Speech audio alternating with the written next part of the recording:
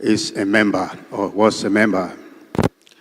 And that time, he came forward. He wanted to read the first reading. And I asked Mr. Karanu. Mr. Karanu was there with Mr. Edwin Irungu. I asked them, but why do you allow this young boy to read while you are all here, big people who could read?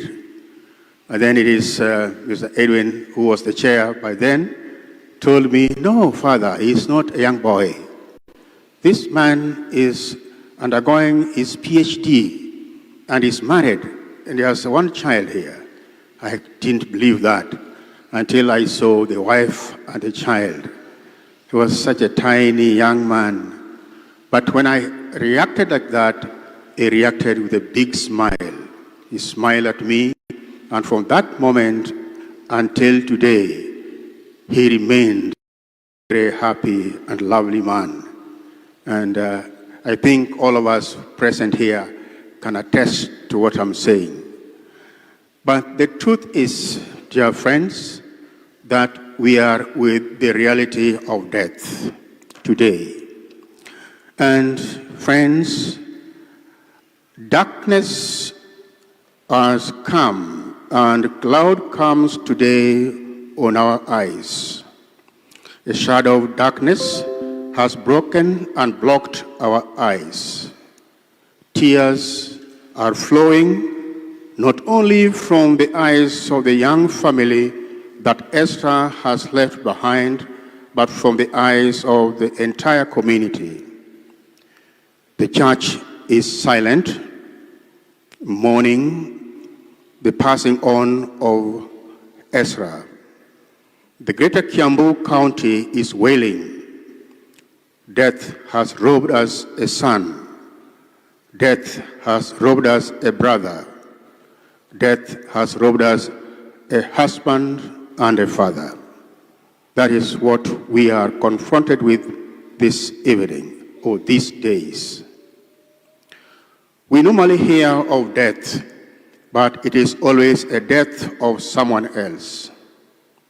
It is a death of another person in another village, in another county. We hear of fire killing many people in their homes and even in schools. Each day, there are many people killed when matatus, buses, lorry crash. There are those that die from illnesses and diseases. We have become so familiar with death, but it is always death of another person. Death is something that happens to other people until it happens to me. That is always the case until someone I love dies. That touches my life, that touches our life. When someone I love dies, the reality of death hits me so hard. It hits us very hard when my father dies, or when my mother dies, or when my brother dies, or when my sister dies, or when my husband dies. Death hits me at that moment when I'm faced with such realities in life.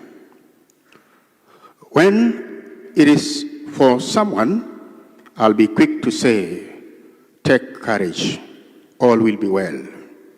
When it is mine, those words will never come from my mouth. The courage is gone. The reality has dawned. Then the shock of death kicks in when it strikes in the family. The sting of death is felt at that time. Esra was a son to his parents. He was a father to his children. He was a husband to his wife. Esra was a colleague of many at his workplace. Esra worshipped with us many of us here in the church of Gukuirwo. That is why we all feel pain and loss of a brother, loss of our son, loss of our dear one. That is why we all count a big loss. A reality has come to us, dear friends. It's a reality that we cannot escape, but we have to accept with faith. But my brothers and sisters, we should not despair.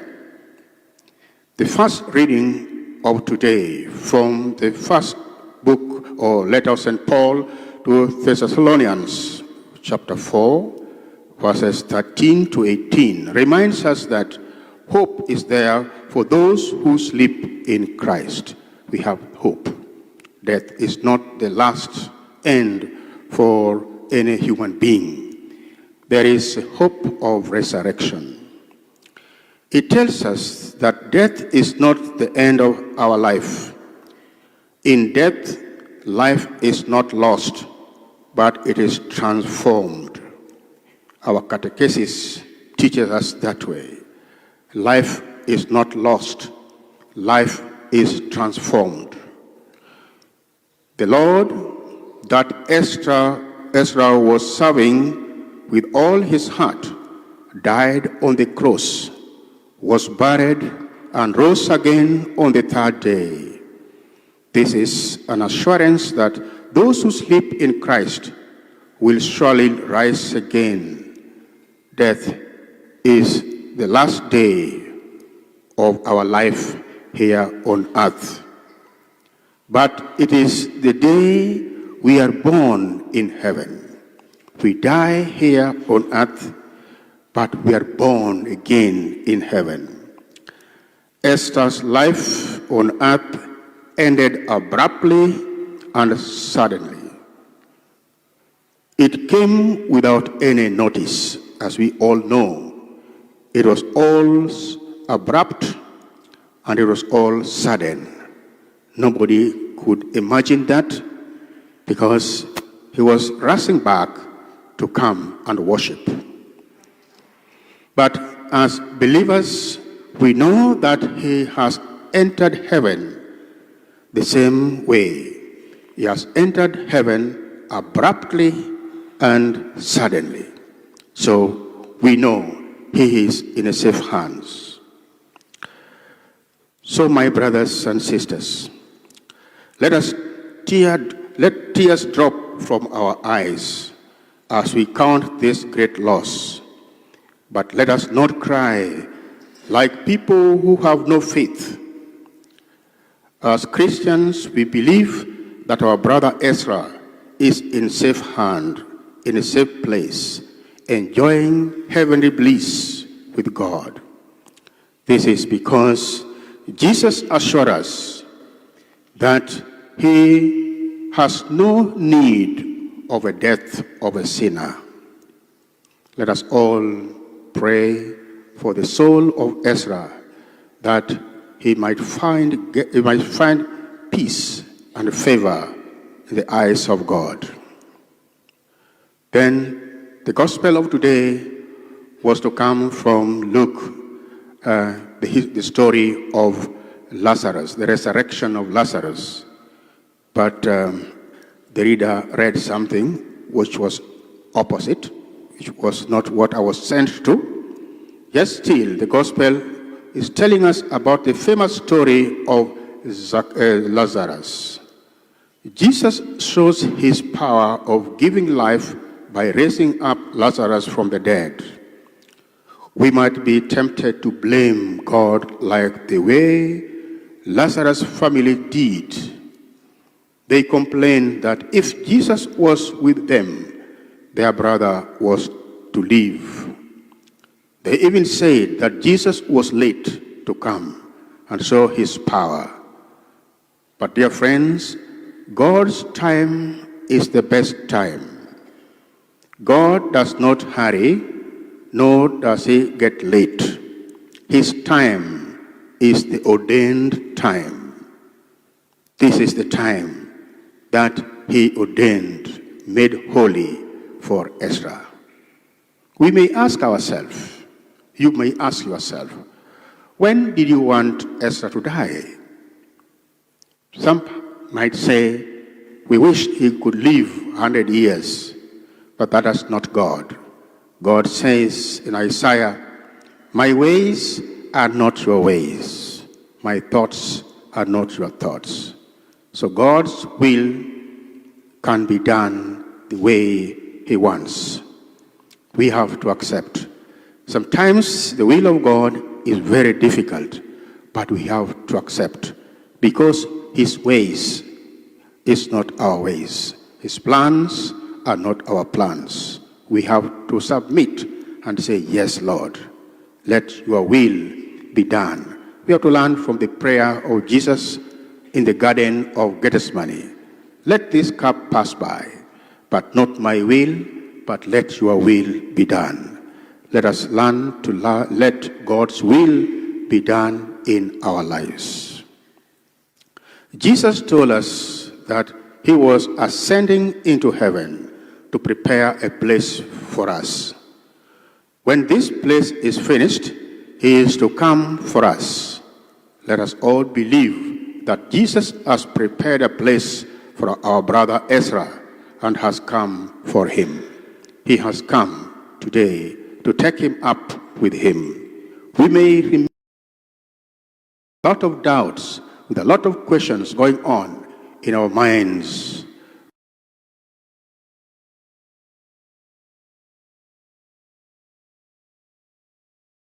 Somebody breaks in our houses and they steal. Sometimes they kill us. For us not to be caught unaware, it is proper that we make our relationship with God and with one another right. Let us not have any grudge with anybody. There's nothing we are fighting for. There's nothing we are quarreling for. Let us, if anything, to quarrel, let us quarrel against sin, against corruption, against anything evil, but not with a brother. That is not helping anybody. This world is not our home. We are all passing by our way to heaven. But only those who will be found strong in faith and without blemish will inherit the kingdom of God. Are you among those who are going to be found blemish without sin? Ask yourself this deep question, and the answer is yours. We also have an obligation to pray for Esra, that all the saints of God may come and help him, that the angel of God may come to meet him, welcome him, and take him to the highest heaven. May Christ, who has called Esra, take him to his kingdom. May the holy angels take him to the chest of Abraham. May they take him to the highest place where God dwells.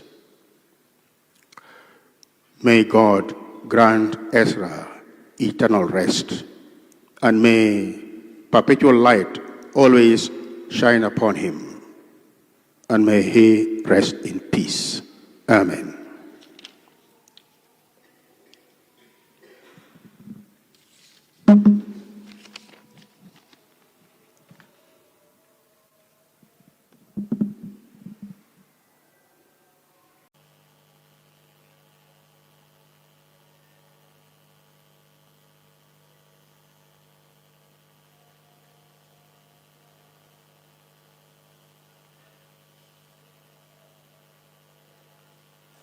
Tusimame wote kwa ajili ya sala za waumini.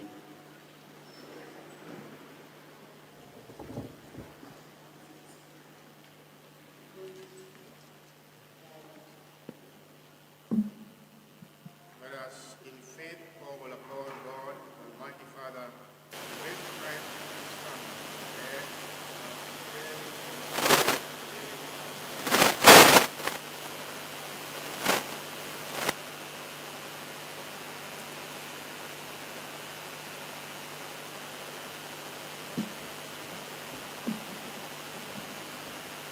Mungu Mwenyezi, huwakaribisha marehemu walioaga dunia katika makao ya milele. Bwana Mungu, twakuomba.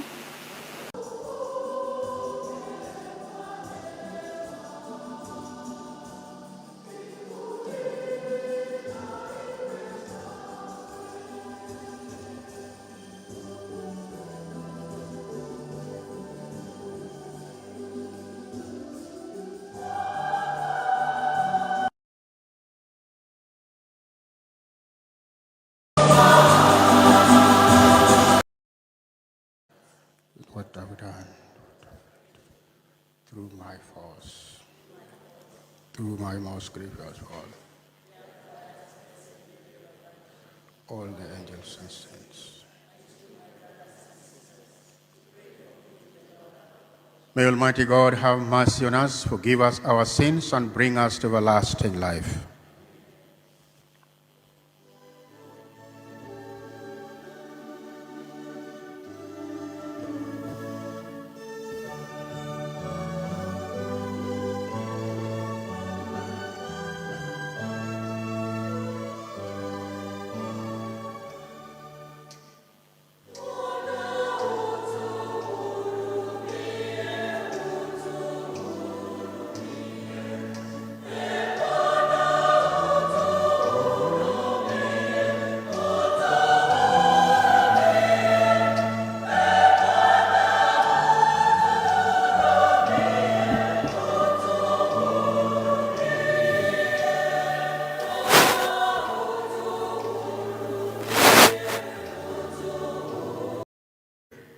Mercifully,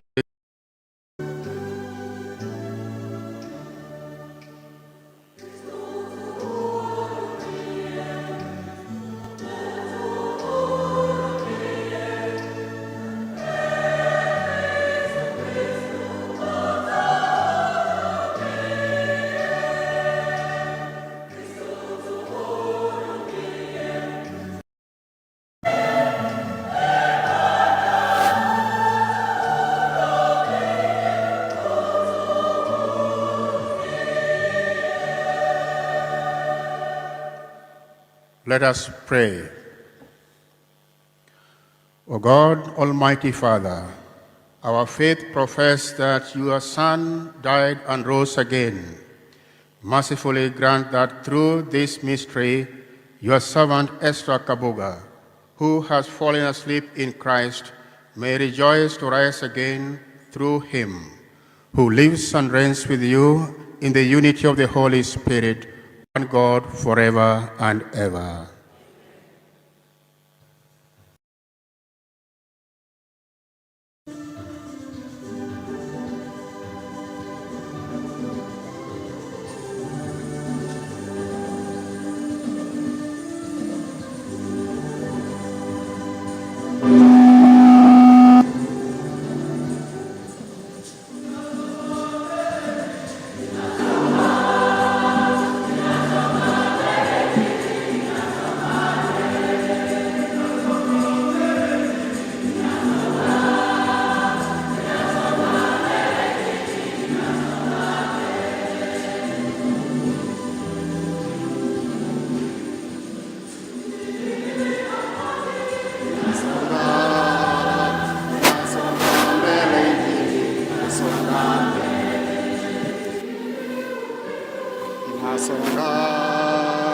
Nasonga mbele Injili, nasonga mbele, nasonga mbele Injili, nasonga mbele Injili, nasonga mbele Injili. Bwana mwenyewe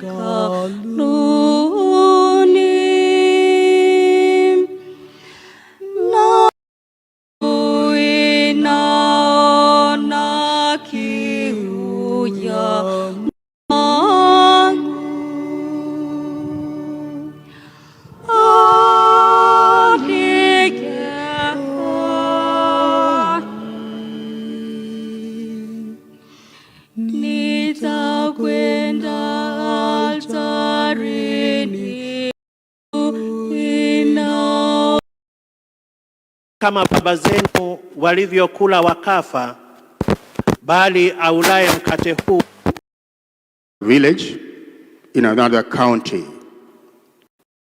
reacted like that. He reacted with a big smile.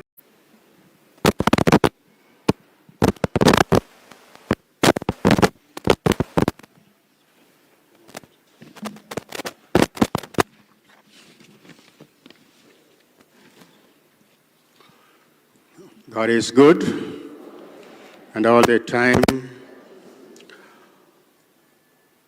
In the 2018, I was here